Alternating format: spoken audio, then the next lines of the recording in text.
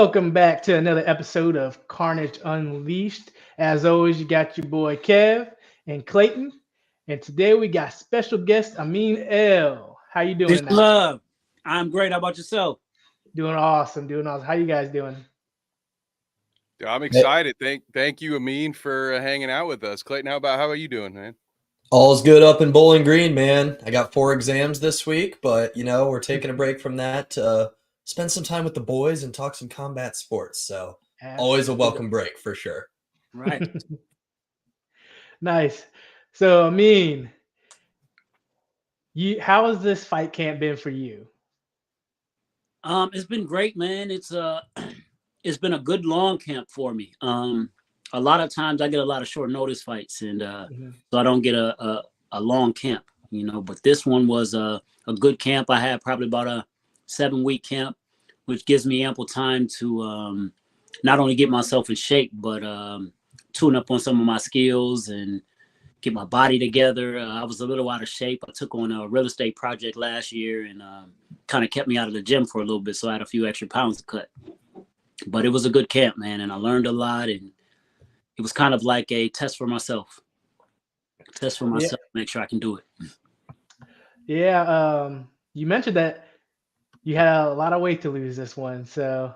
Yes, I had to lose 30 pounds for this fight, and which is a lot. It's a lot more than what I usually have to lose. But with that real estate project, I was eating a lot of gas station food and tacos and burgers and stuff. Yep. If you're not in the gym, that weight picks up fat. It comes on you fast, and next thing you know, you're up there. Mm-hmm. So yeah, it was a little bit getting it down, and I would say honestly, the first 15 pounds were the hardest. It was like, man, this weight's not going anywhere. Like, what do I got to do? Like, it was making me nervous. Like, man, can I still do this? But I just stayed persistent, and it started to come down, and now I'm really close to weight. I'm kind of coasting, eating some guacamole right now, so I'm there we go. I'm okay on the weight right now. That's awesome. Yeah. So when you took this fight, you said you got 7 weeks notice. That for your experience, having that longer camp, does that work with you a lot better than having a short notice fight? Oh, especially now. Yeah. Oh yeah. Yes, definitely. I have more time to get in shape. I have more time to spar, sharpen my skills. A lot of times when you have those short camps, you might find some holes in your game, but because you have such a short camp, you don't have time to fill all of them. You have to kind of focus on the ones that are most important and then try to fix those. With this camp, we were able to kind of adjust a lot of different things. Had a lot of sparring, and the hard sparring is one of the biggest things for me, for myself. That helps me get my gas together, and it helps me build the mental toughness. My coach, a lot of times he'll make us so I'm fighting a 4-round fight. He'll make us spar 6 rounds, but he doesn't give us any break in between rounds.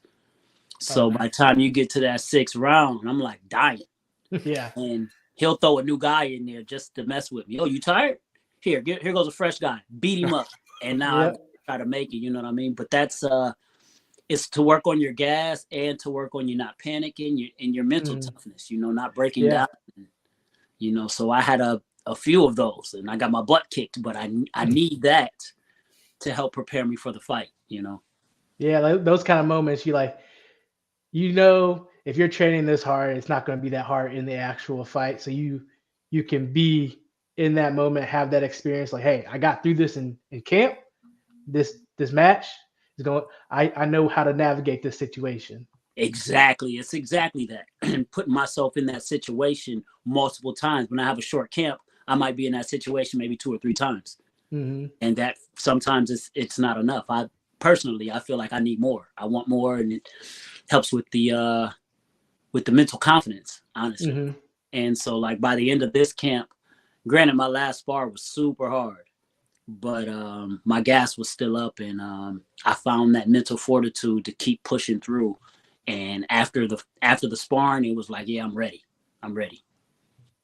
That can That's make a awesome. big difference. I mean, you have sat with Clayton and I a few times now. You've taught at least me a lot about the sport. So one of the things, just to kind of play towards what you're speaking on, just having that little extra endurance in that last round. So many times in these fights we see, I mean, how many times am I playing my go-to line of, oh, I'm glad they don't pay me to officiate this, to judge this, and it's a razor thin fight going to that last round. Sometimes it could just be about who's got enough energy to make those adjustments live. It's one thing to hear it being said, it's another thing to be able to apply it. And so much of that is what's left in your reserve tank. So I think that's a very smart way that you're approaching it. Now, let me ask you, has there been anything about sitting at that desk that has helped you to get preparation, or is that just you've got it all locked in already? Just that last little bit that I just was talking about, that because sometimes it comes down to that last round and who wants it more. We're both dead tired, and sometimes seeing it and seeing the guys gassing out and seeing who pushes through, it's a reminder of what it takes to do this. And it's been a while since I fought. I haven't fought in probably about 18 months. So sometimes you forget. And I definitely did. Like once camp started, it's like, oh, yeah, this is what this is. I forgot. So you got to dig down and you got to go in your bag. And it's mental, not breaking down mentally. I know I'm tired. Your mind tells your body that it's tired. And your spirit has to tell your mind, like, no, we can keep going, because the body can keep going. And it's really a fight over the mind. The spirit and the body is fighting for the mind. And the body always tells the mind, shit, I'm tired. I don't want to do this anymore. But your spirit has to push you through. No, we got this. We can keep going. And it's that. And I try to keep that mentality and keep that in mind while I'm training and while I'm sparring. So when it gets down to that point, I can pull that monster back up out of me. Like, nah, we're going to keep going, keep digging, and keep fighting. Got a shout out from Perry Alden in the chat before Perry, peace and love. Hey, love that. Also, shout out to the GOAT over there from Bite Size Sports. I want to shout out everyone in the comments. If you're watching, fire away. If you've got a question for Amin, we're happy to share that and put that up on screen and get your questions asked. So we thank you all who have tuned in so far. Fire away with those questions. And back to you, Wade and Clayton. Yeah, I want to shoot over to Clayton. You got any questions? I do. So, Amin, I see videos of you, coaching up the guys over at Demolition, helping them work on their boxing skills. But I believe you also train in Toledo. Is that correct? Yeah. So when I'm getting ready myself, I need a coach too. So, I would say I'm probably like the main stand-up coach or boxing coach at Demolition. But when and shout out to Demolition, man, I love those guys. That's my team too. Those guys help me get ready. So my night practice is usually with Demolition, but my morning practice, I go to Soul City Boxing Gym in Toledo. And shout out to Soul City. We just had some young guys. We had 4 young guys make it to nationals for the silver gloves. And we just had one of the young guys, Marlon. I forget Marlon's name. I'm sorry, but he did win. He actually won his division in the silver gloves. So he's a national champion. So we got a national champion in the silver gloves from out of our boxing gym. Wow. Congratulations. So shout out to them. Yeah, that's a testament to our coaching. And that's why I go up there, because we've got world-class fighters. One of our guys, Charles Conwell, he's the #1 WBO contender in the world right now. He's 17-0.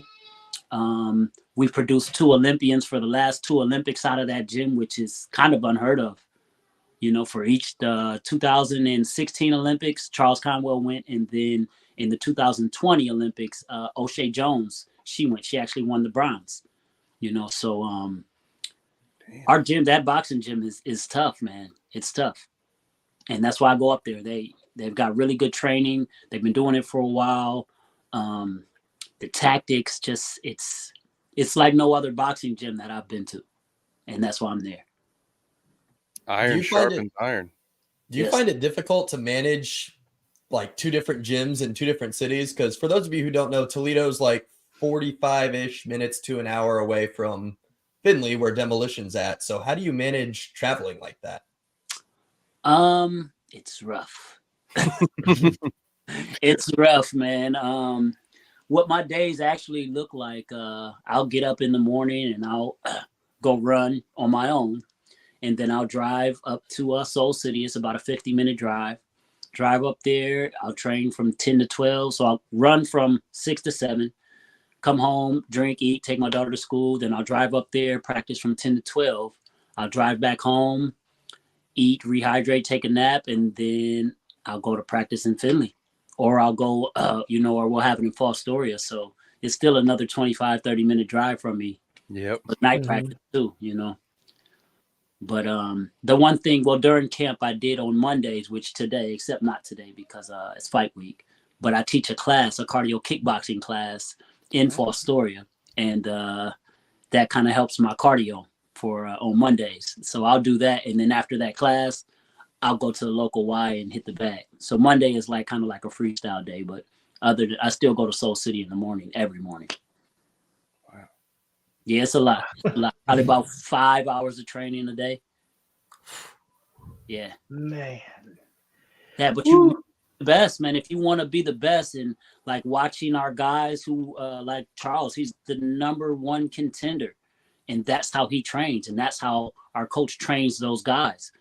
So it's if I want to compete at that level, I've got to train like guys at that level, so got to put the work in.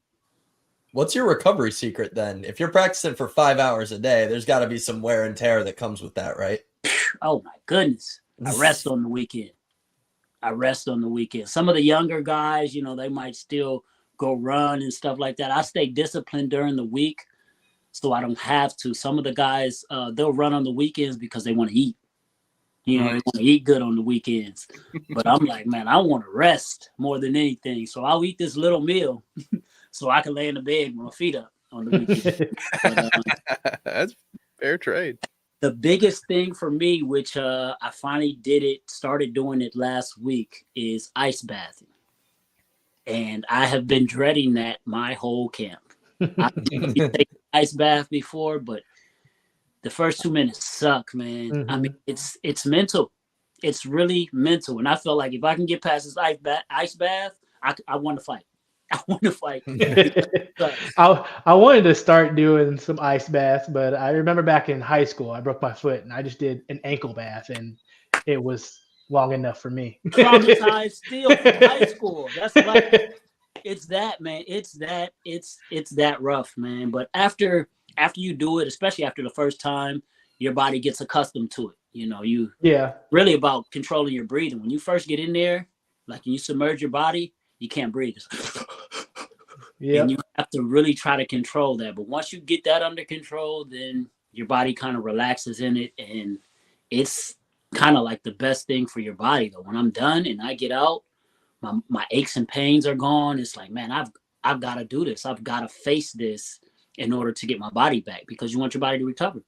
Yeah, it's been a top craze just recently in this past year or so. People are really crazing about it, but rightfully so. It's such a good recovery tool. It's better for you to wake up than coffee is in the morning. You just go in and you put 3 minutes in, and your endorphins are just higher for longer. Your inflammation goes down. It's a really good recovery tool. Yes, not only for recovery too, for just to start your day, as you were saying, like endorphins.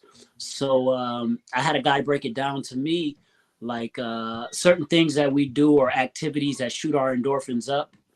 They'll shoot them up really high, and then they'll crash down super fast, right? Whether it's sugar, whether it's smoking, whatever it is. The ice bath, what it does is shoot it up, and then it stays up there.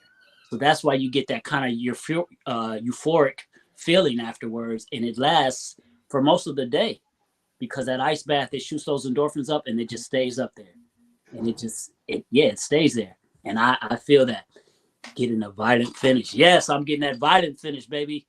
That's God right. Guy Gates, peace and love. I love my shout out to Gates. Yes, love my guys, man. All of them.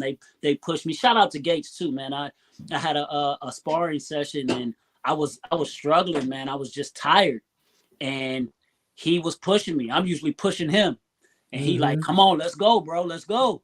he on my butt pushing me. So shout out to Gates, man. Yeah, talk about iron sharpens iron. That's a good sparring partner right there. Yep, and he's a tall guy. I'm fighting a guy that's 6 foot. He's not a Gates is like 6'3" though, 6'3", 6'4". So he actually helped me with this camp too, just trying to figure out a taller guy. So yep, love my guys. We've got some questions piling in too from the chat, so keep those coming, guys. So we'll get this first one out to you. Amin, it's from Arctic Wolf. Coming off 18 months not fighting, what were the top 3 things you really had to work on in order to get back in the swing of things? Ooh, cutting the weight down, getting my endurance up, my footwork and timing. Really, that footwork and timing was super big. I feel like I'm just really getting that back, like the footwork part and the distancing, like, and it's crazy. I teach it to my guys, and I'm always telling my guys the proper things to do. But once I started training, my coach was seeing it in me, like, yo, the stuff you telling your guys, that's what you need to work too, because you're losing it right now, So it was a reality check for me. That's why I'm glad I had such a long camp. It helped me tighten up on those skills, man, and tighten up on some of the things that I was lacking from just not being in practice. Yeah. Love that. Thank you again, Arctic Wolf, for the question. We got another one from Bite Size Vikes. Shout out to John. He wants to know, Amin, what's the farthest you've had to travel for a fight so far? For a fight, a lot of times they'll fly you out. When you fighting for some of these promotional companies, they'll fly you out. Was it the last fight? My last fight I actually fought on Showtime for my last fight. Nice. And it was in Minnesota. So from Ohio. Oh, he's going to love that answer. Vikings guy. Minnesota. I think Minnesota. I fought in Minnesota, and the other one I would say was South Carolina. So either that one or the South Carolina fight probably was the furthest. A lot of the other ones are like Midwest. I fought in Indiana, Columbus, PA. A lot of them are close to the state. Yeah, a lot of 2 to 3 hour drives, I bet. At least I know that's my gig these days. Yeah, lots of 2.5 hour drives. Yeah, I prefer the ones that are further away though, because I'd rather hop on a plane. Yeah. Yeah. Car. Yeah. And they house you. They put you up. You get to see a new city. I like being flown out for real.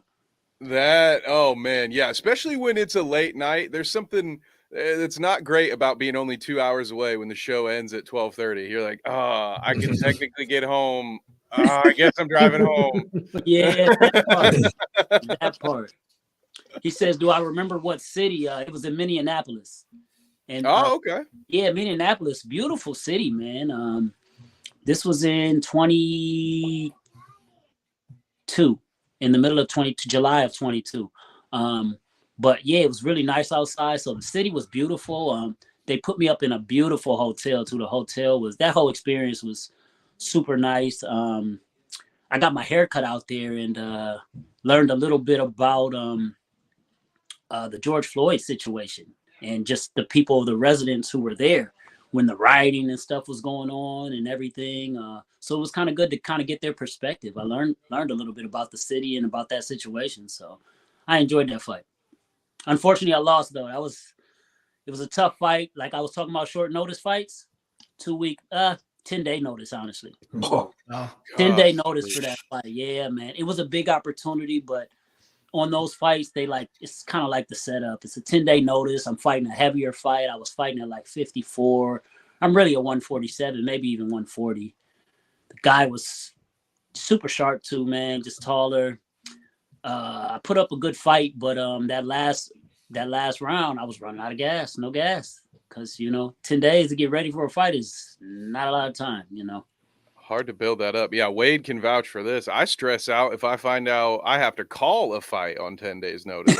Imagine having to get in there. Yeah, it's got to be stressful. For sure.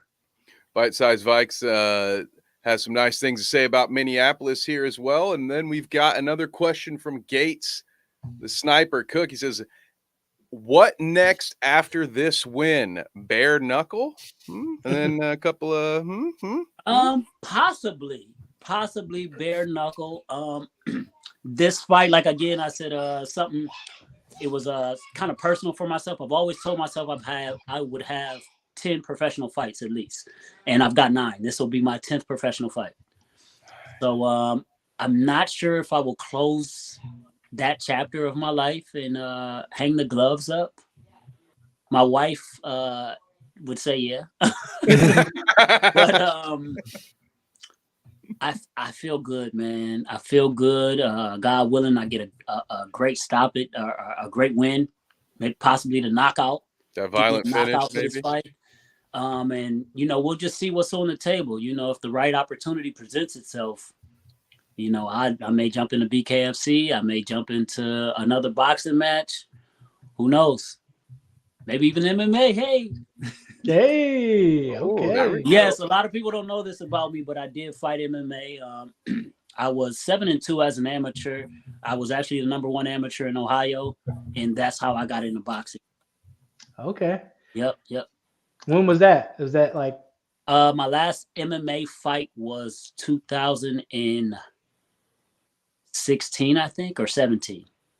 Okay. Yep, that. And after that, that's when I started boxing. I've been boxing since then. So I didn't come up just straight boxing. I actually came up with MMA. MMA is a real fight.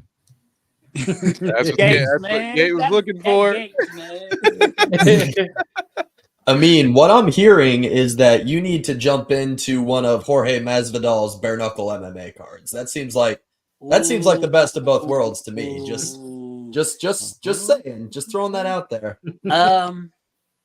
They haven't been sanctioned, but I've had a few of those already.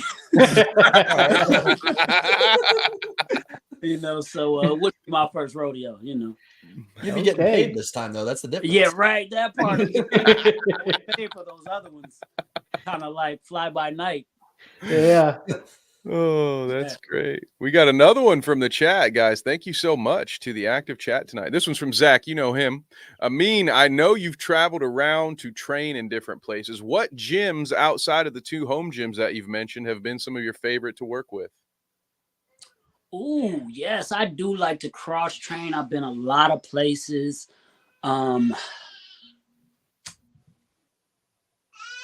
honestly, I went to Wanderlei Silva's gym in Vegas, and I trained out there for a month. I actually got an MMA fight out there, and that experience was amazing, man. Just the love I got there, the people I met there. I got to train with Khalil Roundtree. He was an amateur at the time, and he's actually in the UFC now. I got to train with him. I just remember him and his brother taking me to his mom's house and having her cook dinner for me. Like the guys I met there and the experience I had there just was great, man. That was a really great gym. And they actually found me a fight. I was there to train. I stayed in his fighter house. And the last week, he was like, man, maybe it was like the last week that I was going to be there. He was like, we got a fight Saturday. He said, if I can slide you in this card, you think you can make 55? I probably was like 70 at the time. I said, yep, if you can get me on the card, yep. And he actually got me on the card. It was at the Hard Rock Cafe, and I got a first-round knockout in Vegas. Hey, that's awesome. MMA, too. It's on YouTube, too. Yep. First round that one up. And it was a really tall guy. I hit him with 2 left hands. He fell asleep in his lap, Indian style. Beautiful, man. But, yeah, that gym was awesome, man. That was a great gym. Shout out to Wanderlei Silva and that camp out there. That's a shout out to you. Experience. Yes, love, Brandon. What's happening? So going back to the very beginning. So what was it that got you into combat sports? Actually, a friend did. He was training for fighting. He's getting ready for a fight, and him and I had a lot of scuffles in the streets, and I had good hands, so he asked me to come to the gym to help him get ready for a fight. So I started training up there, and the coach was like, man, you can fight too. You want to take a fight? And I'm like, yeah, sure, why not? I'll take one, man. And I knocked my guy out in 18 seconds. Woo. And after, matter of fact, that might be on my IG too, but I know it's on YouTube. But I knocked him out in 18 seconds, and after that, it was like, maybe I might be good at this. Maybe I should stick with this. And after that, I just started training for MMA, and that's how I got into combat. This was in, you guys ready for this? 2008. Whoo. I was in kindergarten, Amin. Yeah. I was gonna say, wait till Clayton gets you. Yeah, he gets me with those every once in a while. Yeah, you know, 2008. And wow. Yep. Don't make any 90s jokes around Clayton, all right? Yeah, right? Was he born in the 90s? No, I was born in 2003. Oh, wow. Wow. I was in college. I turned 21 in 2 months. Ooh, good for you, man. Yes. That I remember my first beer. Yeah, I can't wait to see what that's going to be like. Yeah. Look forward to, Clayton. There you go. If I'm around, let me know. I'll buy you one. Hey, sounds good. I'll be at Grumpy Dave's. Yeah, there we go. Yes, that's my spot too. Yes, I got you. Comedy night. That's awesome. Love it. So, Amin, what made you want to transition from MMA to boxing? Like you talked about, you were 7-2, Ohio's Amateur Fighter of the Year. Why switch to boxing? Well, a lot of MMA guys kind of jump into boxing just to kind of tune up, get ready for MMA fights. And it was that situation. Like I said, another short notice. It was a 4-day notice, but it was at the Arnold Classic. It was at the Arnold Classic. They were paying $1,000. And if you know anything about MMA, those guys usually don't get that for their first fight. You know, they put me up for the whole weekend. I had all access to the Arnold Classic. And it was like, man, why not? Yeah, it's a four rounder. You know, it's like a sparring session. I'll take it. So I took it, and I lost to a close decision.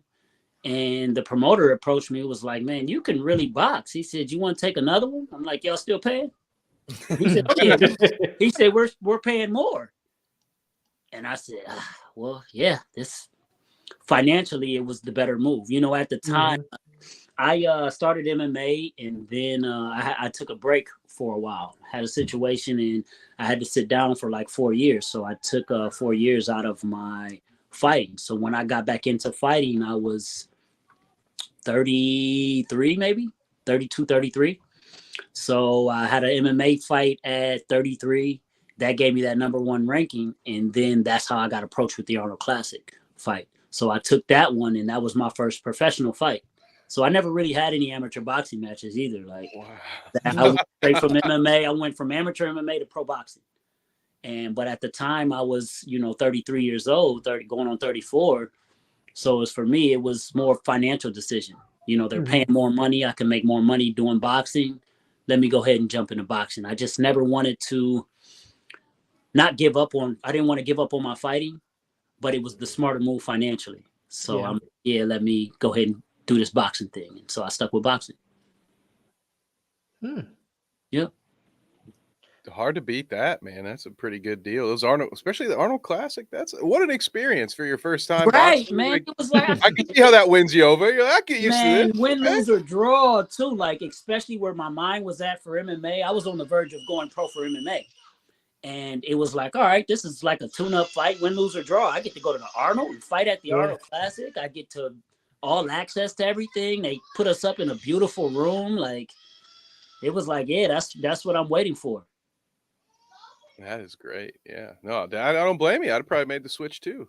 Yeah. That's pretty amazing though. You'd be able to just like, oh yeah, pro boxer, no amateur fights in boxing before that. That is a very unique situation that you've got there. That's really cool. Yeah. It was, man, great experience, man. I would never take it back. I'd never take it back. I do think about MMA sometime, like, man, what could I have done there? Because I was good at MMA too, The boxing actually makes me think about MMA because the boxing angles and footwork that I learned in boxing, the way it translates to MMA, now when I hit that corner, it's so much more there. If you try to run out, I can kick you.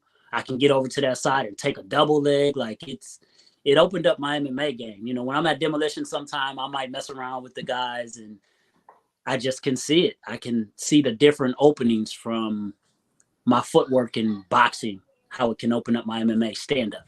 You know, now I would have to work on the ground a lot.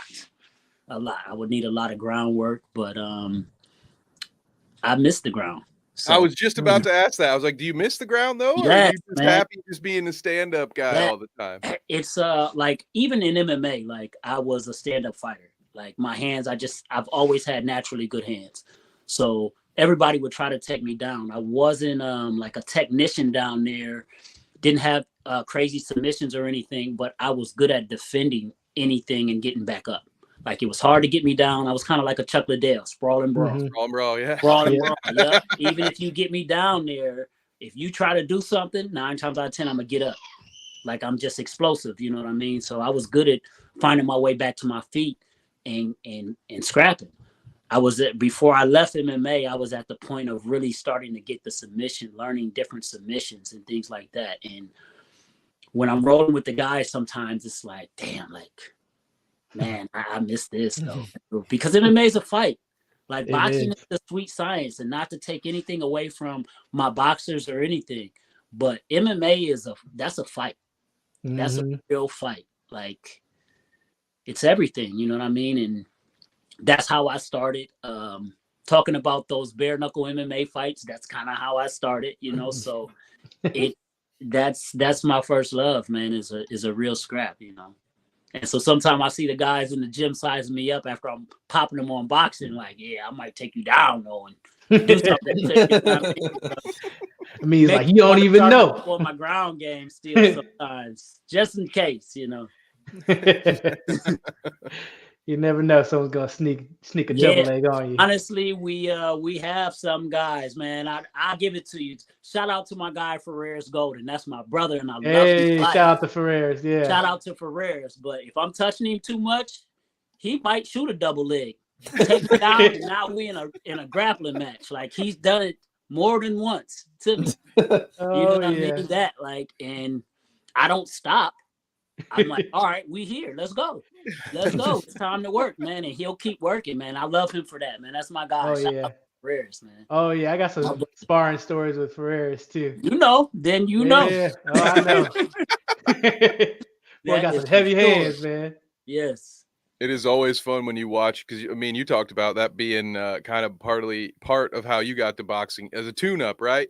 So it's funny when we call those fights, we get those amateur boxing matches, and it's like, oh, that's an MMA guy. We've called some of those MMA fights before, and every once in a while you see it on the undercard. You know, somebody the clinch, it kind of looks like they were shooting. You know, you see a guy, oh, he had a Kimura locked like in there. You might touch that leg down there or something. Yeah. So you know what I do to my MMA guys sometimes when we're in it, like we might be doing just boxing, but I'll squat down and I'll smack their leg. I'll smack their knee like I'm going for a shot, and they'll drop that hand, and I'll hit them with a straight up top. Yeah, because their natural reaction is to drop their hands for the shot. Yep. Oh, he's coming to shoot. Just kidding. Yep. As he points at him, gotcha. Yep, just like that. Bite Size Mike says it's blast doubles all day in Minnesota fights. That's what going for the takedown, sounds like. So going into this weekend, you're the co-main event. What do you want to take out of this fight? A W. That's it. Just a W. Go out here, win this fight. Get this violent finish. There we go. Violent finish. Hurt this guy, man. Just break him down. Not I want to work on my craft. I want to methodically break him down. You know, just don't go out there brawling. You know, he's a taller guy. You know, I take everybody like they Bruce Lee. You know, this guy is the best of the best. You know, that's how my mind says. So I go in there and move as such. You know, as the fight continue, you know, I'm basically just giving him a little respect, not too much, you know, depending on how the fight is. You know, I'm going to still go in there and do my thing, but I'm going to just go in there and break him down, work on what me and my coaches have been working on, and just break him down. And if he can withstand the storm, it'll go to the decision. But God willing, I'll break him down enough to put him out. Yes. Put him out. With that violent finish. Yes. I'm excited. Listen, Wade, since I've got one of my bosses here, I'm just going to go ahead and say, I'm supposed to be a neutral third party. I'm supposed to be a professional on Saturdays. So Clayton, you're up for the co-main because I'm not going to, I'll be like, no, Amin, let's go. I'm just, every time it's going to be, hey, Clayton, what does Amin need to do here to win? No. Right. So Amin, I'm actually going to defer to whoever we bring in as the third man. So. We're just going to bring, whoever's taking your spot for the day, Amin, we're just going to make them do all the work for your fight. There we go. Next thing you know, they'll be like, excuse me, sir, can you remove the bald gentleman from that corner? They don't need an extra coach over there. Right. Right. Yeah, I'm excited for it though, man. I'm just excited just to get back in there. Camp was rough for me, and there were times I'm like, man, can I get this weight off? Can I still do this?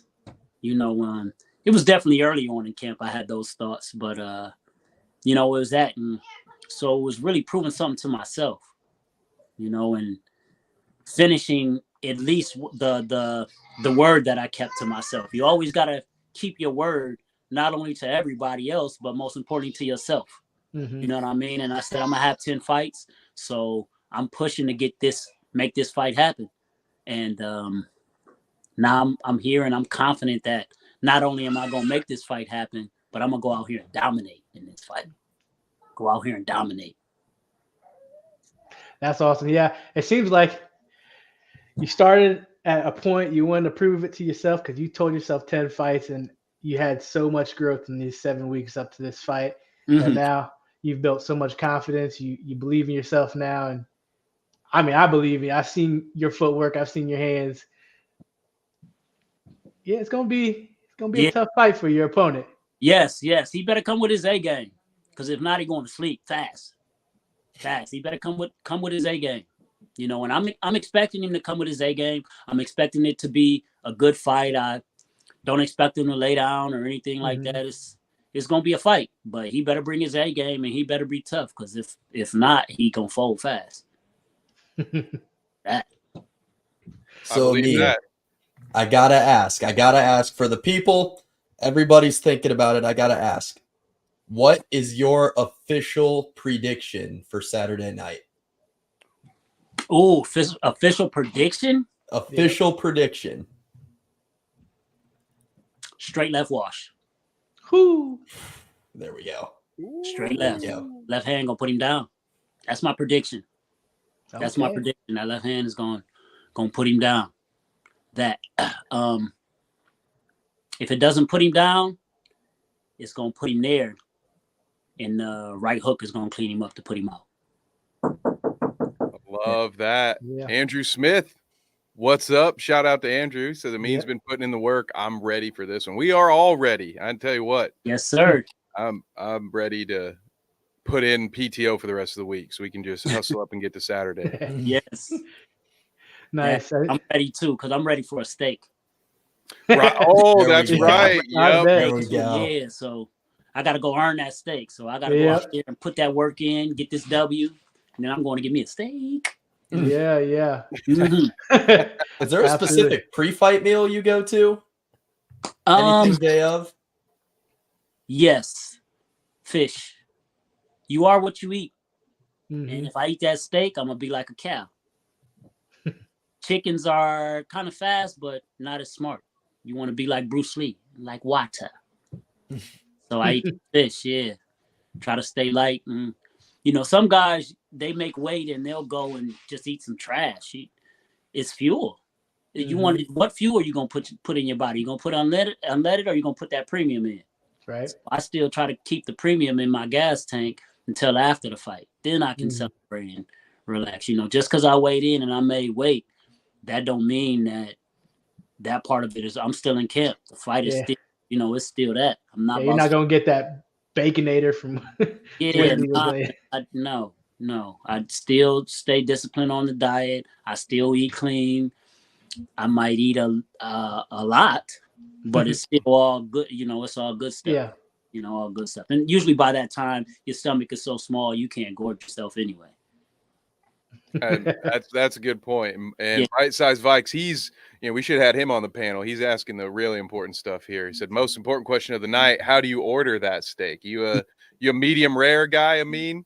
There's one answer.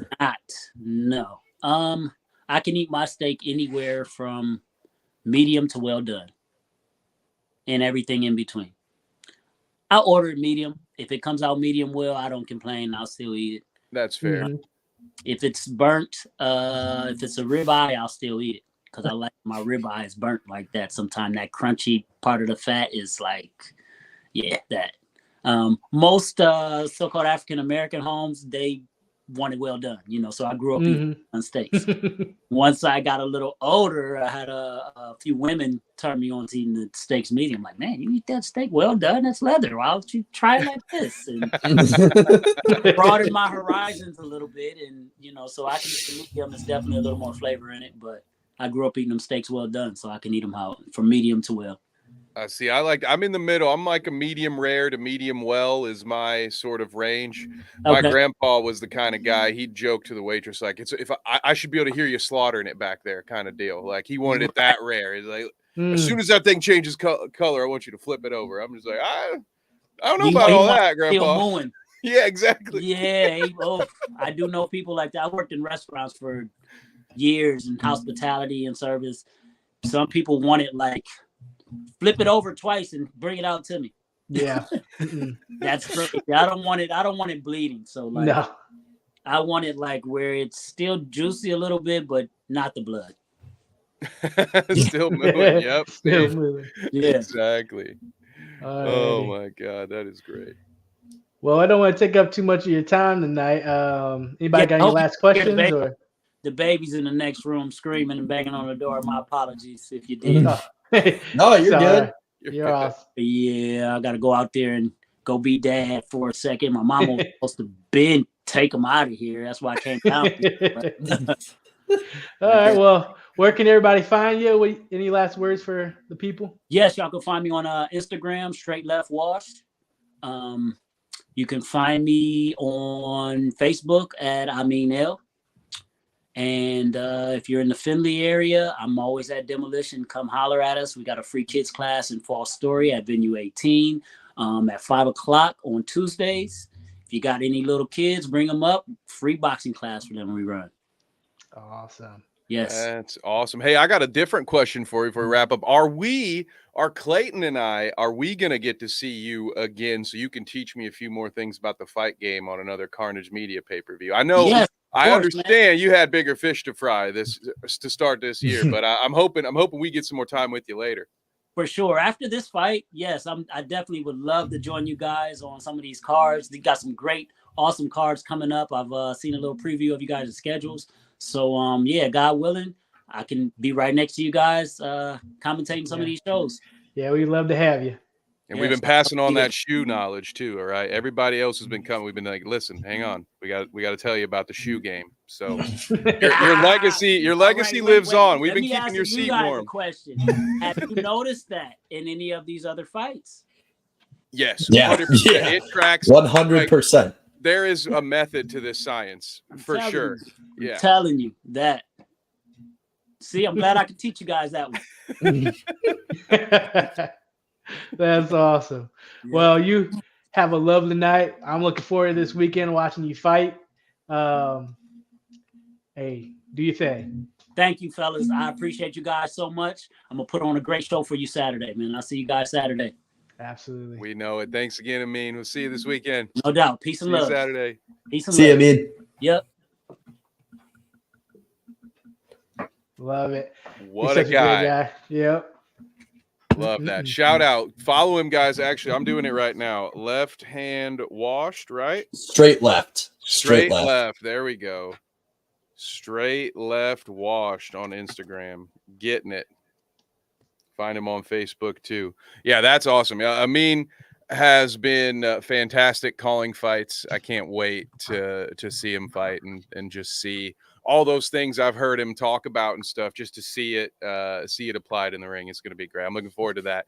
It's not the only fight I'm looking forward to on this card, though, boys. I know I gave you two a sneak peek of my favorite undercard fight so far in our Discord, so I'm going to keep that one close to my inside my vest for now, but I know we got some other fights on this card that we are very much looking forward to. Oh yeah, another fight I'm looking forward to is Romel Torin, the Razor. So he fights out of Demolition too, and I've seen him fight. He actually, fun fact, is on another team in my bowling league. Hey, So he's a man of many sports. So I've seen him throw down in some sparring, especially with Dylan and everybody in that room. Like, oh yeah, there's gonna be a lot of talent on this weekend, and I don't know if there's gonna be one bad fight. There's a lot of talent. yeah, it's a pretty stacked card. I'm trying to get it pulled up over here on my end.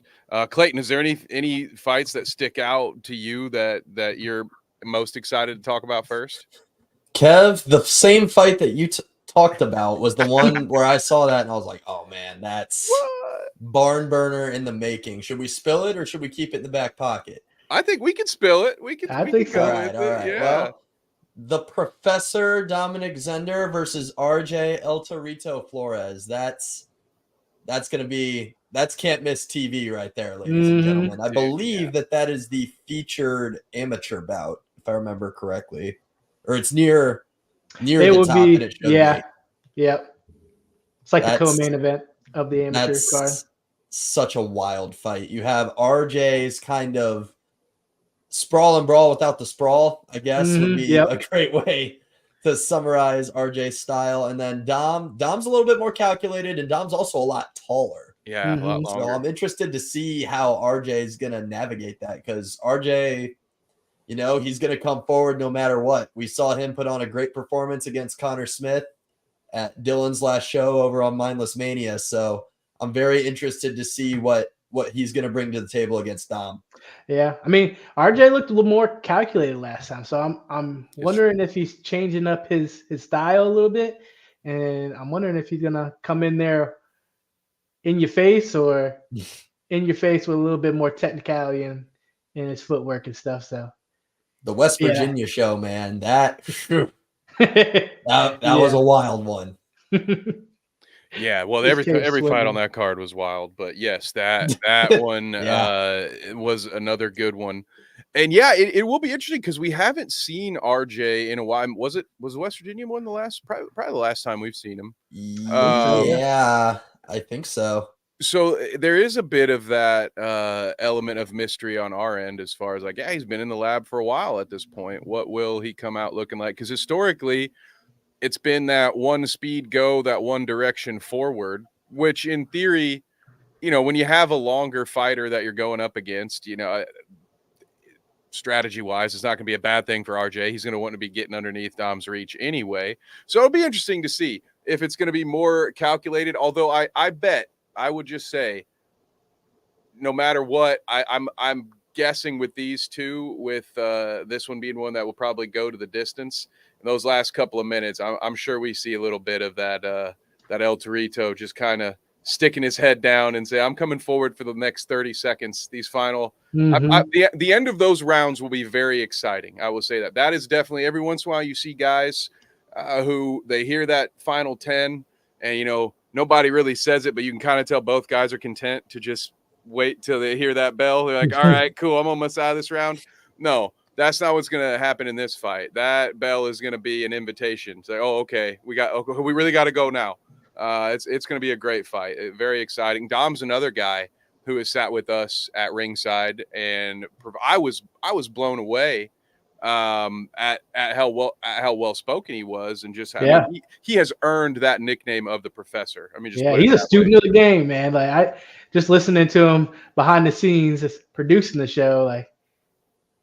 Wow, he got a lot of knowledge. Yeah, and so it will be great. It'll be interesting. And Zach talks here. RJ was more calculated in his last fight. So I think we will see more of that for this one. Yeah, it sounds like that's what we're going to see.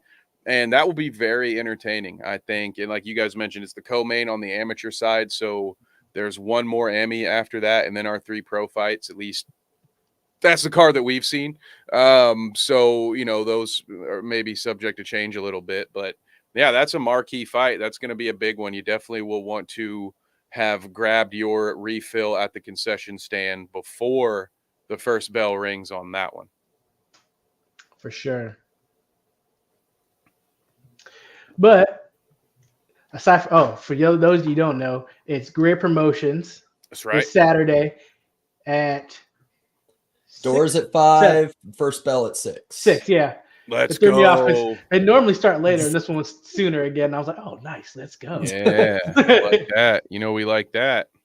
Yep. Like I've said, guys, working smaller shows like this where we have to move around every weekend, we got to go where the shows are, right? It's made me appreciate why the UFC does the Apex, because like there's a lot of equipment that our viewers might not see. Like every camera needs a couple wires, you know, we have a big PC that we got to set up with 2 monitors and get everything going, you know, so definitely.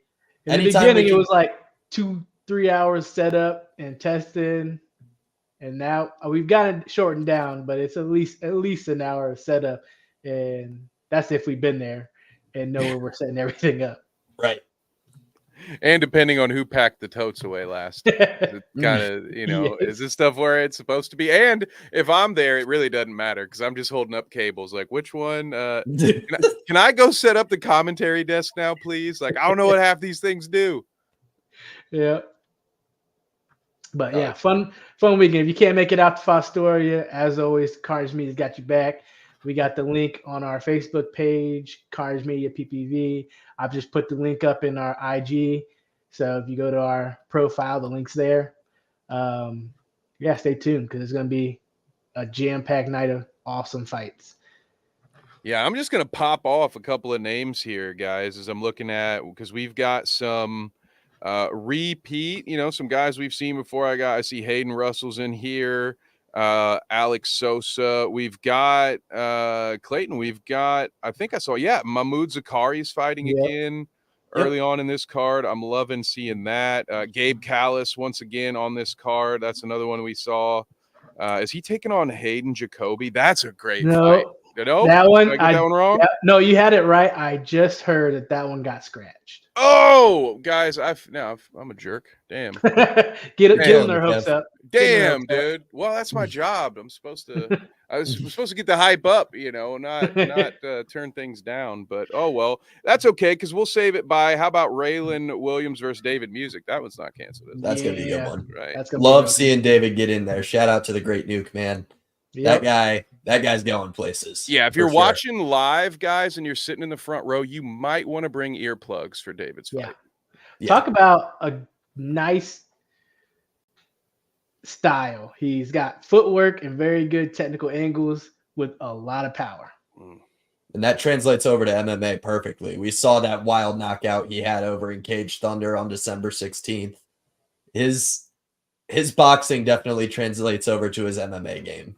Very, very exciting fighter to watch in any discipline that he does. Oh, for sure. Yeah, agreed. Yeah, so it's gonna be a very good card. I'm excited to get through this thing. It's gonna be phenomenal. So I'm having a hard time. Whoever took this photo took it in the shade, and so like half of it is well lit, and the other half is very dark. And so I'm having a hard time reading. Tough look. Shout out to Zach. I'm over here like.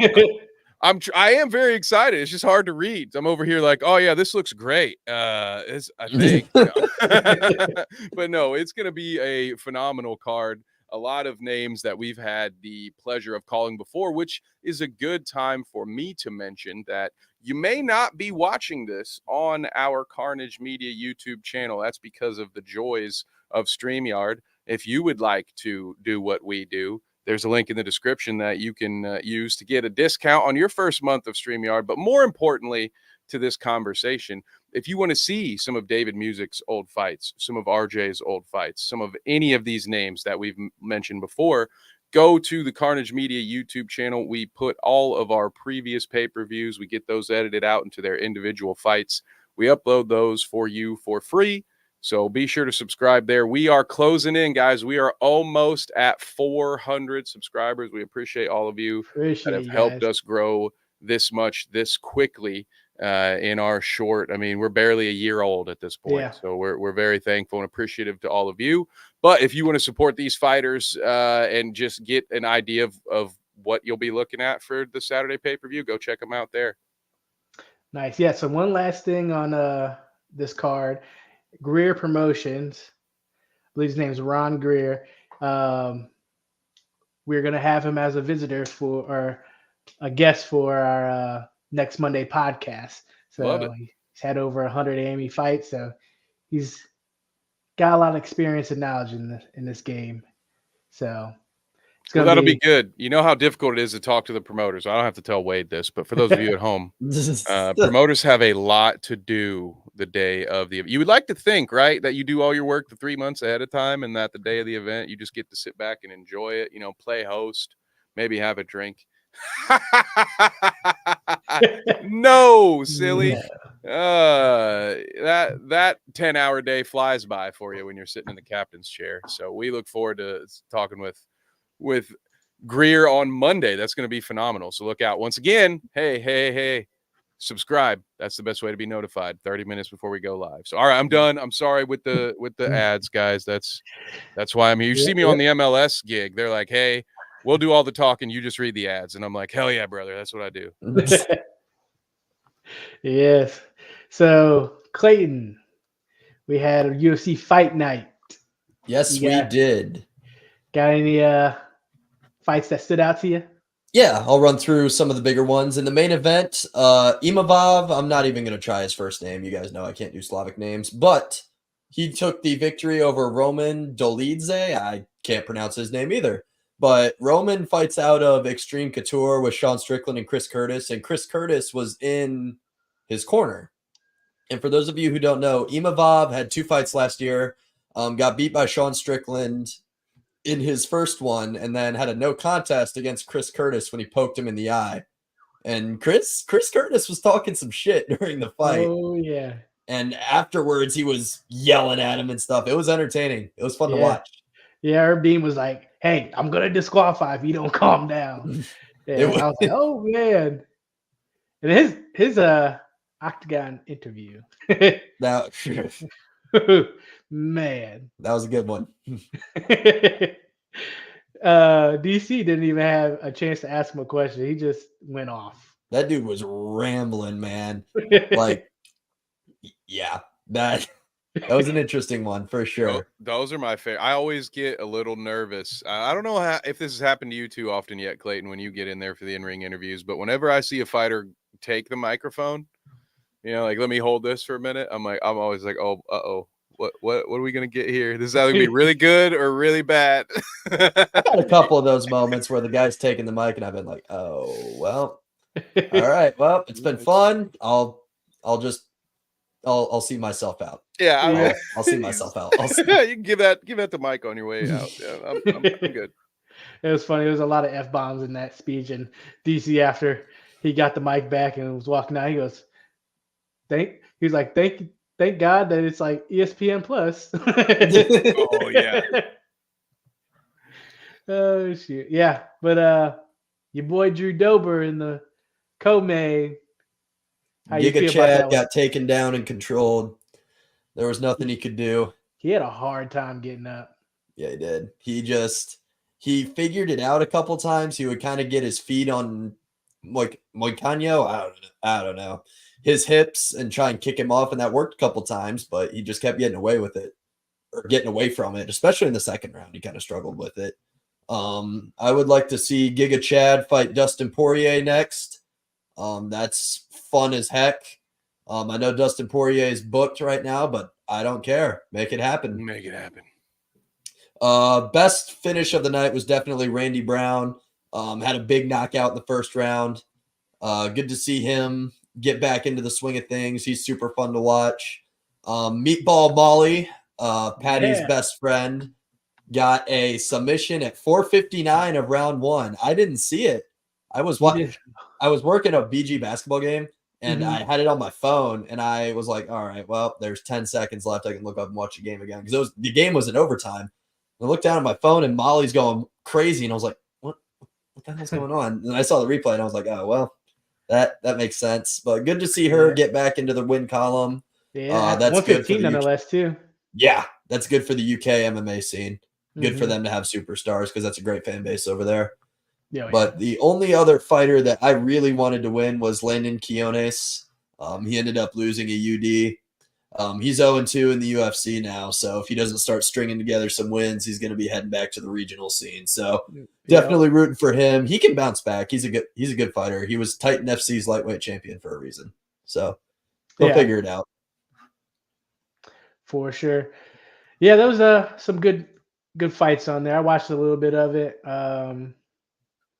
And correct myself, it was Renato that had that Octagon interview, not Imavov. Oh yeah, duh.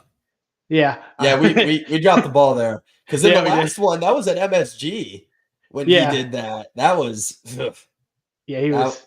That was a good one.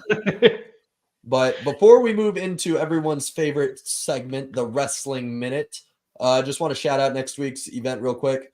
Jack Hermanson versus Joe Bodybags Piper. Big Joe Piper fan. I've watched him since his Contender Series days, so definitely pulling for Bodybags this weekend. Yep, I'm pulling for him too. I really like him. Count me in. All three. Lock it in. Heck yeah. So that leaves us with you, Kev. Well, gentlemen, it is time for the Wrestling Minute, one of the top 2 podcasts on this network. Thank you very much. Guys, the big news, have you heard it? We've talked about the People's Champ a little bit. I think we talked about it last week. So Pat McAfee? Yes, exactly. He is back doing commentary on Monday Night Raw, not Friday Night SmackDown, to try to balance that awesomeness out, they had Cody Rhodes, the son of the American Dream, Dusty Rhodes, the inventor who invented War Games. You know, everybody who's been a wrestling fan, they know who Dusty Rhodes is, even if they didn't really watch the matches because they weren't born until 30 years after he fought. He's an icon in the business, and his son has worked absolute face. The guy traveling to all Cody Rhodes is the best comparison I could make is like he's Hulk Hogan right now for WWE. He comes out dressed like the Homelander. All right. He comes out. Everything's red, white, and blue. He's called the American Nightmare. All right. Play off of his dad's thing. But he is, to use the old phrasing, he is the white meat baby face, right? He is the clean, say your vitamins, eat your prayers, clean shaven, wears a tie to the ring every day, right? He has been the face of this company, and they have been spending the last 2 years telling a story, because one of the things that happened with Dusty Rhodes was that he never won the WWF title. I think he maybe at one point held it for like 9 days or something weird like that. The big belt that they stole from my daddy in the garden. That's been Cody's story ever since he quit WWE when he got booked as a Gold Dust 2.0, because that's what his brother was doing. Gold Dust, for those of you who don't know, Dusty Rhodes' older kid. So his brother was Gold Dust. He was getting booked like hell. His father passes away. He goes, bets on himself. AEW gets created. You guys know what that is now. Cody, not really happy with the politics there, goes back to WWE. And right now, WrestleMania is in April, gentlemen. So we are 2 months away from the conclusion of this big two-year-long story. Everybody wanted it to happen in the last WrestleMania, by the way. Cody Rhodes lost last WrestleMania. And so the whole idea always was, well, if you didn't give it to him then, it's because, it's WrestleMania 40, it's going to be the big one. They're going to do it. And then one Dwayne "The Rock" Johnson gets added to TKO's board. And there's some word of there being some sort of $30 million incentive tied to Dwayne's deal. But wouldn't you know who won the pony, guys? After about a week of being on TKO's board on Friday night, Cody Rhodes, who won the Royal Rumble, mind you, and pointed up to the box where champion Roman Reigns was and said, Roman, I want you. Remember, guys, this is scripted, okay? Wrestling is scripted. So at some point between the Royal Rumble and now, The Rock came in and said, actually, I'll have that spot. Thank you. I'll have that top spot at WrestleMania. I'll be in the championship match. Thank you very much. And the internet has revolted.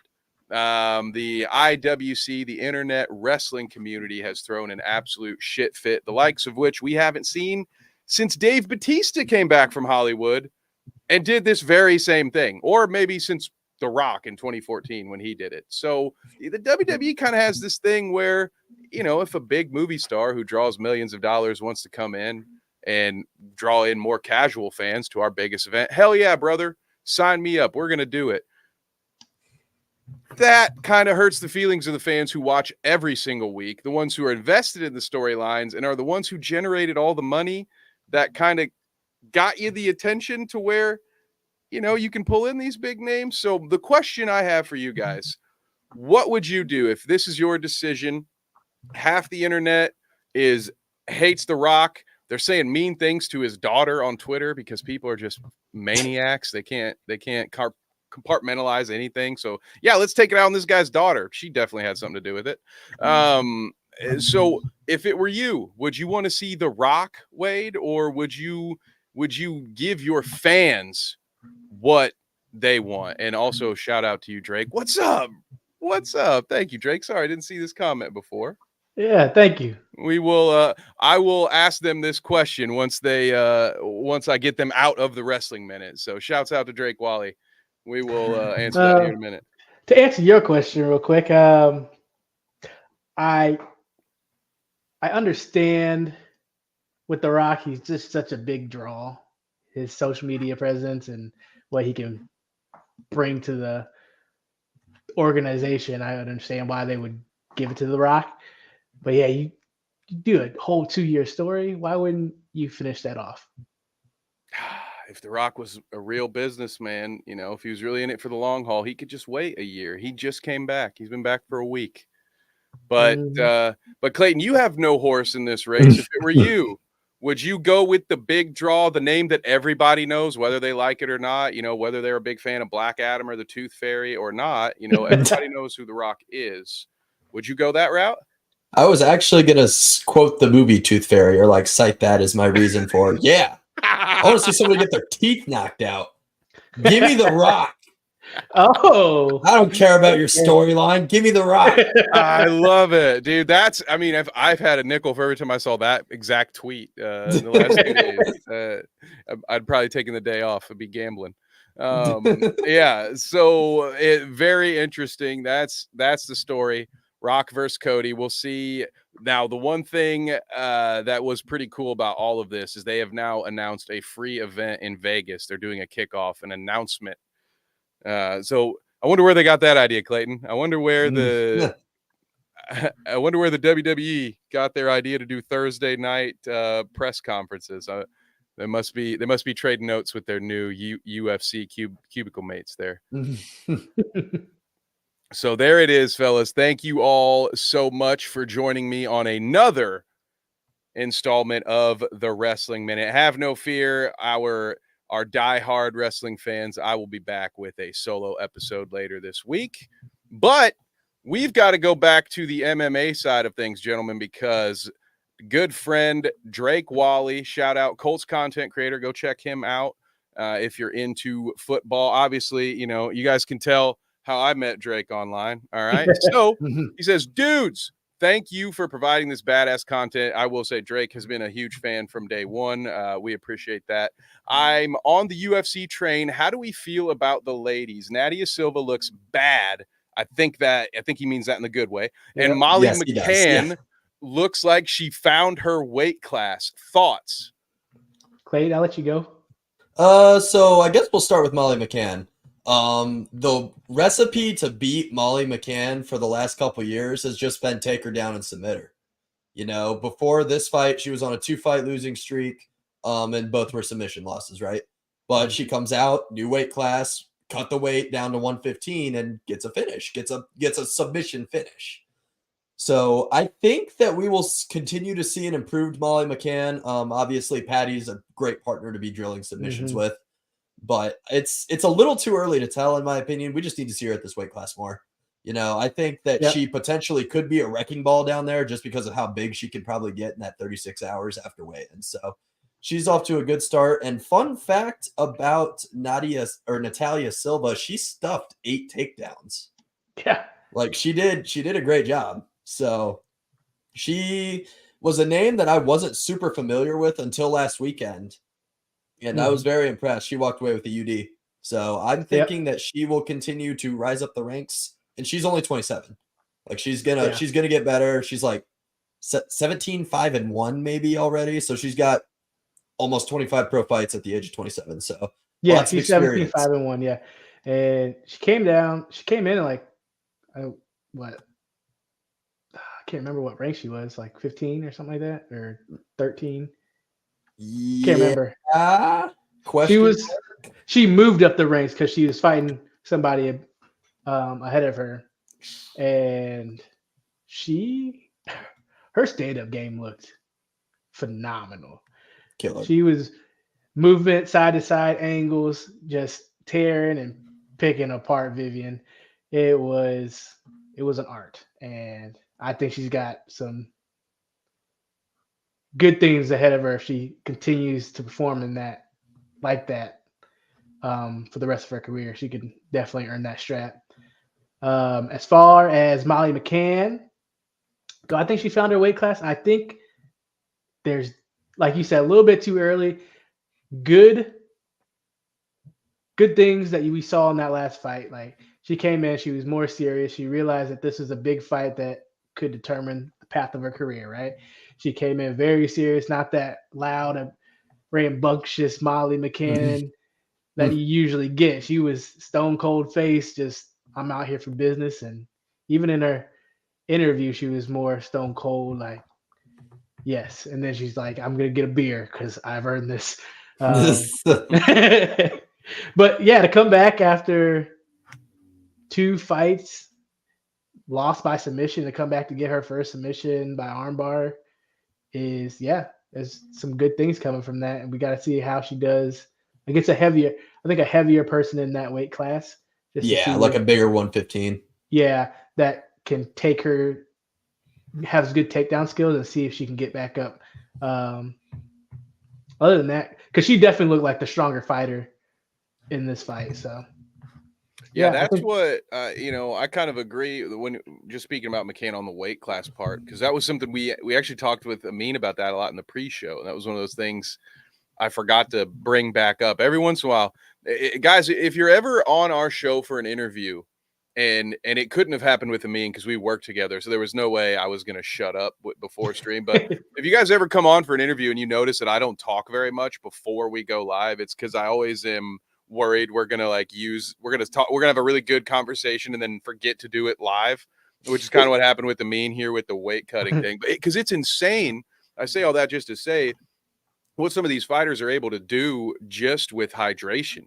We're seeing people put on 25 pounds in hydration the night after they make weight. And so with stuff like that, if you can find that right weight class where, again, that's where we were having the conversation with Amin, which I wish I'd remembered to bring this up when he was here so he could talk about like the impact that could have on your fatigue, if you're doing all the different stuff, when it goes into cutting weight like that. But if you can figure it out and you can walk around being that much heavier and that much stronger in your way, I can't see how that's not a big advantage. So it'll be something definitely to look for. And thanks again, Drake. We appreciate the question. And shout out to everybody. Thank you to everybody.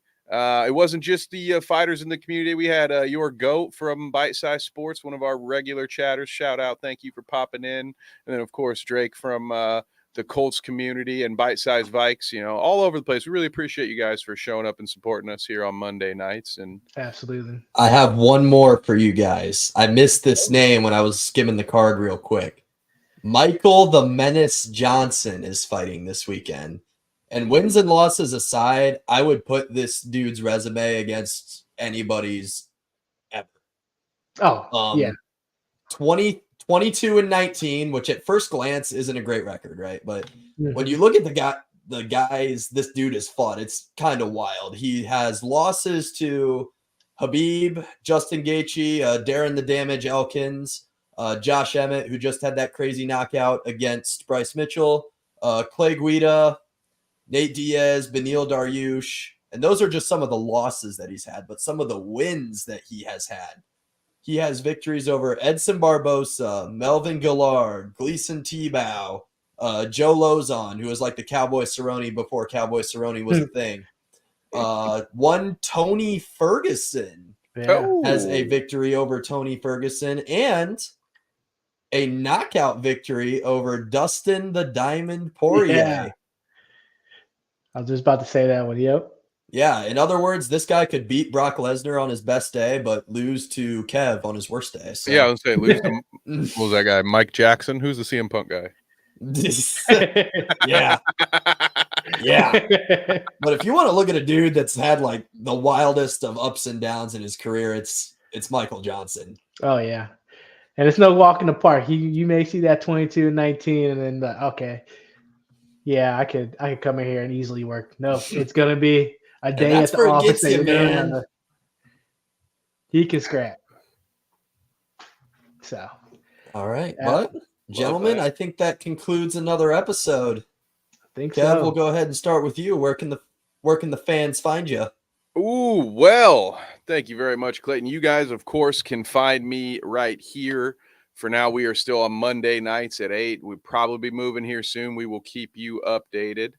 But again, Wrestling Minute, I don't have a regularly scheduled night for the solo versions of the Wrestling Minute, but keep that. We've got our own little playlist for that now. So if you don't catch us live on Monday nights, you can still catch that segment and any of the other stuff I'm able to record. Ooh, we're going to throw one out because we got another question here from Drake, and I know that we are not going to pass up a chance to talk about Barbarina, okay? Yeah. Friend of the show. Well, I should say friend of Clayton.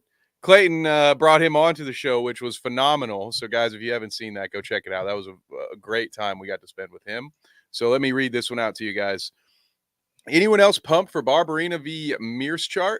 Gerald is a challenge, but Bam Bam has the wildness to push Gerald if he stays on the feet. Brian kicks the shit out of Gerald Mearschart. Like, I'm just gonna go ahead and say that. Gerald's chin is made out of paper, so I think that if Brian gets a hold on him, and granted, Gerald's a very accomplished wrestler. Like, I'm not gonna try and take that away from him. I don't think he has the most finishes, but I think he definitely has the most submissions in the history of the middleweight division. But if Brian can punch, man, like we watched Hamzat flatten Mearschart, and that was on like 10 days notice or something stupid like that. Yeah. After fighting the previous week. So I think that if Brian touches his chin, it's over. I'm gonna have to second that. You've said everything that I don't need to reiterate because I'm on the Barbarina train. Yeah, we went over this earlier. It's hard for me to pick against the guys, especially the ones that we know. I'm like, oh, no way. Especially if I'm not getting paid to be neutral. No dice, boys. No. I'm just I don't care if Brian's fighting King Kong. I'm in his corner all the way. He says, God, I hope so. Money line, Bam Bam. Love that. Hell, KO him in round 2. Let's go. Yeah. Yes. Sign me up, boys. So, yeah, as I was saying, you can find me on you can find me tomorrow night on Bite Size Sports for our Super Bowl preview. We're going to have damn near the whole Bite Size team on that to preview the Super Bowl one last time before we get into the off season on Necessary Roughness. And of course, on Thursdays, we've got the NBA show, The Bounce. You can also find me on Tuesdays and Sundays on the Clout Route. So If you like hear me talk about sports, you might want to hear me and a fellow bald riff on the stupid things people do to try to grift other people on the internet. It's a really fun show. Come hang out with us on the Clout Route. And then, of course, Star Wars fans, I'll see you Wednesday at 9 on Bite Size Sports' sister station, Dweeb with 2 Ds. And then one of those nights, I think I have to sleep. So I'm off that other night. But I really look forward to seeing you guys on Saturday. Greer Promotions, Fostoria. Wade, what about you? Where can they find you, good sir? Absolutely. You can find me. Hey, thank you, Drake. Appreciate you. Yes, sir. For supporting. You can find me at Carnage Media PPV on all socials and follow what we got going on next. As you said, Greer Promotions this Saturday. We got a whole schedule that we put up. Give us a like and follow, and you can stay up tuned with the regional and local MMA scene around here that we cover. That's all I got. Clayton, what you got? Make sure that you guys follow me on Instagram and Twitter at cscalina12. And you can tune into my show, the Hot Take Sports Podcast. We release every Wednesday. So make sure to give us a follow on all our socials at Hot Take Sports 16. And of course, make sure to follow us at Carnage Media Pay-Per-View once again. Just make sure to follow us. You guys aren't going to want to miss some of the cards that we have coming up.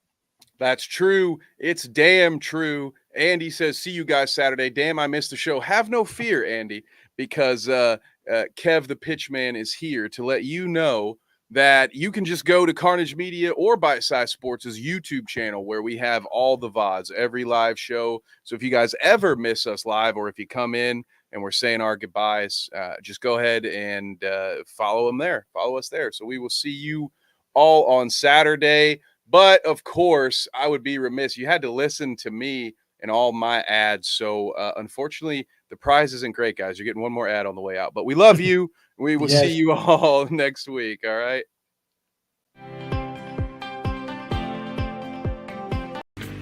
Sports. Are you looking for an energy boost without the jitters?